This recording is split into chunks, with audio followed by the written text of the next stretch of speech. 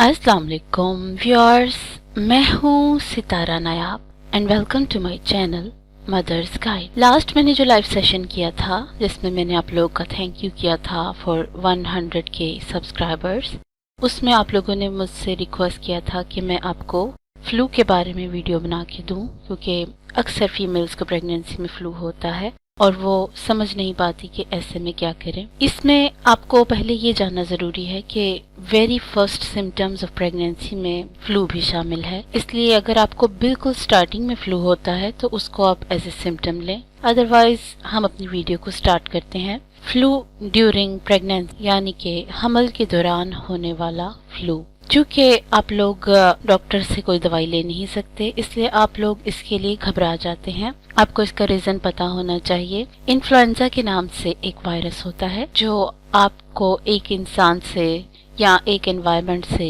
लग सकता है, इसलिए आप लोग जब प्रेग्नेंट हो तो कोशिश किया करें कि जो अननोन लोग हैं उनसे जरा कम मिलें या जो बीमार लोग हैं उनसे कम मिलें। ब्रोंकाइटिस इसकी बिगड़ी हुई शक्ल है, इसमें लंग्स अफेक्टेड होते हैं और अगर इसकी ट्रीटमेंट ठीक न की जाए तो ये नमूनिया में कन्वर्ट हो जाता है। नमूनिया में लंग्स भी डिस्टर्ब होते हैं और आपका कंजेशन भी हो जाती है और ये बहुत ज़्यादा सीवियर प्रॉब्लम हो जाती है। और प्रेगनेंसी की हालत में अगर आपको ये हो जाए तो ये लाइफ थ्रेटनिंग होता है। इसकी निशानियां आपको बताना इसलिए ज़रूरी है क्योंकि आमतौर पे औरतों को जब कोल्ड यानी कि ठंड लग जाती है उसको वो फ्लू के साथ मिक्स कर देती हैं। याद रखिए कि कोल्ड में सिर्फ आपका नाक बंद होता है और आपको सर्दी लगती है, लेकिन इसमें आपको खांसी भी होती है और जो खांसी है वो आपको पेन करा सकती है चेस्ट में और ये आपके लिए डेंजरस भी हो सकती है। बुखार आपको हो सकता है जो कि 100 डिग्री से ज्यादा होगा और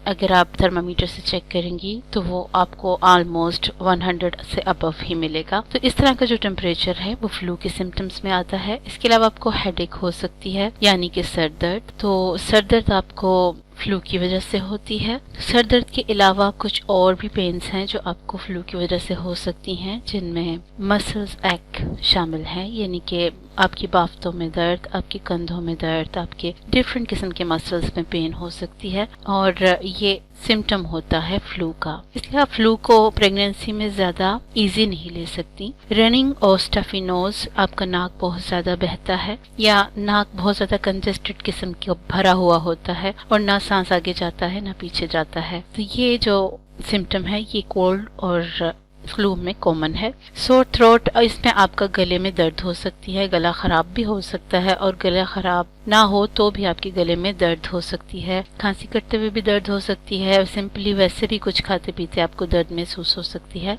वॉमिटिंग और डायरिया, अगर आपको फ्लू है तो आपको उल्टियां भी आ सकती हैं और आपको डायरिया की प्रॉब्लम भी हो सकती है। तो याद रखिए कि ये जो सिम्टम्स हैं ये आमतौर पे फ्लू से रिलेटेड हैं। मेडिसिन आपको कौन सी लेनी होगी, इसमें क्योंकि आप प्रेग्नेंट होती हैं तो आपको बहुत लिमिटेड किस्म की दवाइयाँ दी जा सकती हैं। याद रखिए कि जितनी भी दवाइयाँ हैं वो 12 हफ्तों के बाद दी जा सकती है, यानी कि आपकी प्रेगनेंसी का 12 हफ्ते गुजर गए हों तो फिर आपको एंटीवायरल दिया जा सकता है। एंटीवायरल देने से जो आपका वायरस का इन्फेक्शन है वो रिड्यूस हो जाता है या वापस हो जाता है और आपको उससे रिलीफ मिलता है। तो एंटीवायरल आपको डॉक्टर रेकमेंड कर सकते हैं, लेकिन आम अगर आप घर में चाहें तो पैरासीटामोल एक सिंपल दवाई है, इसको आप यूज कर सकती हैं। इससे भी आपको जो जिस्म में दर्द है या बुखार की फीलिंग है उससे आपको आराम मिलेगा। तो पैरासीटामोल आपके पास होनी चाहिए। मेंथोल ड्रॉप आपके पास रगड़ने के लिए मेंथोल होना चाहिए। कहाँ रगड़ना है ये आप अपनी पसलियों पे रगड़ सकती हैं, अपनी कनपट्टी पे, अपनी गर्दन के एरिया पे रगड़ सकती हैं। तो इस तरह करने से आपको जो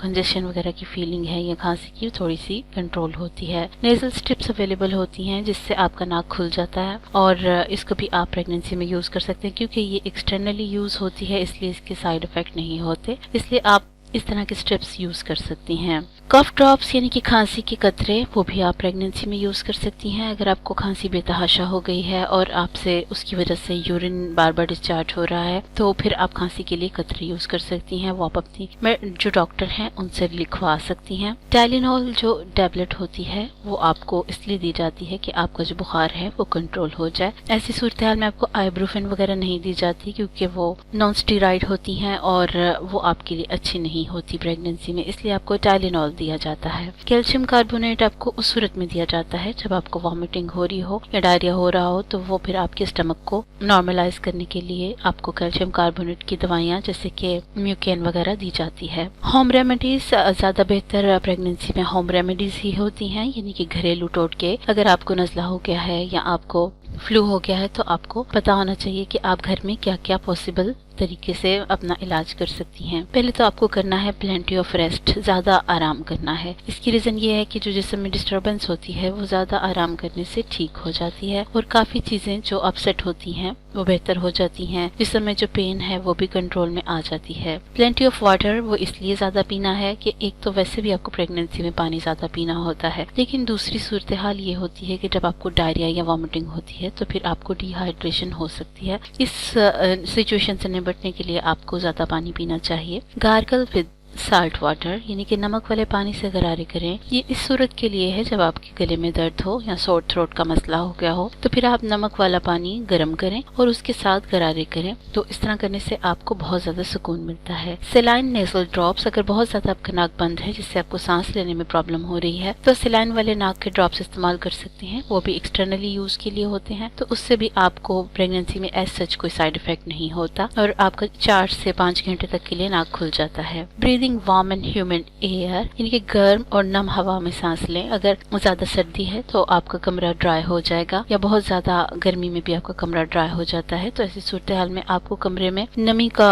کوئی ہیومیڈیفائر یوز کرنا چاہیے، جو کمرے میں نمی کی کمی ہو گئی ہے اس کو پورا کرے۔ چکن سوپ آپ کے لیے بہت اچھا ہوتا ہے کیونکہ یہ آپ کے جسم کو اندر سے گرمی دیتا ہے، اور پینے سے آپ کو ویسے بھی سکون ملتا ہے، گلے میں بھی سکون ملتا ہے اور معدے کو بھی سکون ملتا ہے۔ ہنی اور لیمن ان نان کیفین ٹی، یعنی کہ عام جو ریگولر ٹی ہوتی ہے اس کی پتی لیں، اس کو قہوہ بنائیں اور اس میں آپ ہنی یا لیمن ڈالیں، یا دونوں بھی ڈال سکتی ہیں، تو اس کو آپ پیئیں تو اس سے آپ کا فوراً جو نزلہ ہے وہ سٹاپ ہو جاتا ہے بہنا۔ یوز سالٹ لیمپ، نمک والا لیمپ جو عام طور پہ ہمارے ہمالیہ یعنی کہ کھیوڑا کی طرف سے بن کے آتے ہیں، تو ان کو آپ اپنے کمرے میں یوز کریں، اس سے کمرے میں نمک کا جو تناسب ہے وہ ٹھیک رہتا ہے، اور یہ سانس کے لیے بہت اچھا ہوتا ہے۔ ایون اگر آپ کے گھر میں کوئی چھوٹے بچے ہیں تو آپ اس کمرے میں بھی یہ لیمپ یوز کیا کریں، یہ سانس کے لیے بھی اچھے ہوتے ہیں اور نزلے کی صورت میں بھی اچھے ہوتے ہیں، تو یہ ایزیلی اویلیبل ہے مارکیٹ میں، تو آپ اس کو ضرور لیجئے۔ When to go to doctor, اور اگر آپ کو فلو ہو گیا ہے تو آپ کو یہ بھی معلوم ہونا چاہیے کہ کون سی سچویشن ہو تو آپ کو ڈاکٹر کے پاس جانے کی ضرورت ہے، ورنہ آپ خود ہی گھر میں ہوم ریمیڈیز کے ذریعے اپنا ٹریٹمنٹ کر سکتی ہیں۔ تو اس کے لیے جو نشانیاں ہیں وہ یہ ہے کہ آپ کو سانس لینے میں دشواری ہو رہی ہو، تو یہ جو سچویشن ہے یہ آپ کو نیبولائز وغیرہ کروانا پڑے گا، تو اس کے لیے آپ کو ڈاکٹر کے پاس جانا پڑے گا، یا وہ کوئی اس کے لیے آپ کو ٹیبلٹس وغیرہ دیں گے جو پریگننسی میں سیف ہوتی ہیں۔ تو اگر آپ کو سانس میں مسئلہ ہے تو آپ کو جانا ہے۔ اس کے علاوہ آپ کی اگر چیسٹ میں پین سٹارٹ ہو گیا ہے، یہ بھی صورتحال ایسی ہے کیونکہ یہ نمونیا کو انڈیکیٹ کرتا ہے، تو آپ کو فوراً ڈاکٹر کے پاس جانے کی ضرورت ہوتی ہے۔ چیسٹ پین کے اور بھی کافی سیریس کازز ہو سکتے ہیں، اس لیے چیسٹ پین کو آپ ایزی نہ لیں۔ سڈن ڈیزینس، یعنی کہ اچانک غنودگی آ جائے اور آپ کو فینٹنس محسوس ہو، تو اس صورتحال میں بھی آپ کو ڈاکٹر کے پاس فوراً جانا چاہیے کہ ایسی کیا وجہ ہو گئی ہے جس کی وجہ سے آپ کو اچانک غنودگی ہو گئی ہے۔ High fever not respond to Tylenol, یعنی کہ تیز بخار جو آپ ٹائلینول کو یوز کریں تو پھر بھی نہ اترے، تو پھر آپ کو ڈاکٹر کے پاس جانا لازمی ہو جاتا ہے، کیونکہ جب آپ کو تیز بخار ہوتا ہے تو آپ کے بچے کی ہارٹ بیٹ تیز ہو جاتی ہے اور اس طرح اس کی جان کو خطرہ ہوتا ہے۔ سویئر وامٹ، شدید الٹیاں اگر آپ کو ہوں تو اس سے پھر آپ کا لیبر پین میں جانے کا خطرہ ہو سکتا ہے، پری ٹرم لیبر کا مسئلہ ہو سکتا ہے، اور اس طرح کی سچویشن آپ کو سامنا کرنا پڑ سکتی ہیں۔ تو آپ کو اگر بہت زیادہ وامٹ ہو رہی ہو تو آپ کو فوراً ڈاکٹر کے پاس جانا چاہیے، تاکہ جو آپ کو ڈرپ وغیرہ لگا سکیں یا جو آپ کو کمی ہو گئی ہے اس کو دور کر سکیں، اور اس کی وجہ سے جو شدید کانٹریکشنز ہوتی ہیں وہ بھی کنٹرول ہو سکیں۔ ڈیکریزڈ فیٹل موومنٹ، یعنی کہ اگر بچے کی حرکت میں آپ کو کمی محسوس ہو تو یہ بھی بہت سیریس سچویشن ہوتی ہے، کیونکہ فوراً بھی ڈاکٹر کو اس کا معائنہ کرنا ہوتا ہے کہ کیا بچہ ٹھیک ہے یا نہیں ہے، تو اس صورتحال کے لیے آپ کو ڈاکٹر کے پاس جانا لازمی ہوتا ہے۔ مائی سجیشن، میرا مشورہ یہ ہے کہ جب بھی آپ کو فلو سٹارٹ ہو یا کولڈ بھی ہو تو آپ دن میں 2 سے 3 ٹائم سٹیم لیں۔ سٹیم لینے کے لیے آپ ٹنکچر بیچ میں 1 چمچ ایڈ کر सकते हैं। अगर वो ना हो तो विक्स 1 चम्मच ऐड कर सकते हैं, छोटा टीस्पून। इस तरह करने से आपको बहुत ज़्यादा रिलीफ मिलेगा। और इसके अलावा जब भी आप नाक आपको आए तो आप उसको बाहर निकालिए, इसको अंदर मत लेके जाएं। इस तरह करने से रेशा बढ़ता जाता है और अगर आप उसको बाहर निकालते जाएंगे तो इंशाल्लाह ये कम होता जाएगा। उम्मीद है कि ये वीडियो आप लोगों के लिए फायदेमंद होगी। अगर आपको मेरी वीडियो पसंद आती है तो अपने कमेंट्स के जरिए मुझे आगाह किया करें, और अगर किसी और टॉपिक के आपको ऊपर वीडियो चाहिए होती है तो आप मुझे वो भी बताइए ताकि मैं आप लोगों की हेल्प कर सकूं। आपने अगर हमारे चैनल को सब्सक्राइब नहीं किया तो उसे सब्सक्राइब कीजिए, और अगर आप सब्सक्राइबर हैं तो ज़रा चेक कीजिए कि क्या आपने नोटिफिकेशन बेल बटन आइकन को प्रेस किया हुआ है या नहीं, क्योंकि वो प्रेस करने से ही आपको मेरी नई वीडियोस की नोटिफिकेशंस मिलेंगे। नई वीडियो आने तक अपना बहुत सा ख्याल रखिए। अल्लाह हाफिज।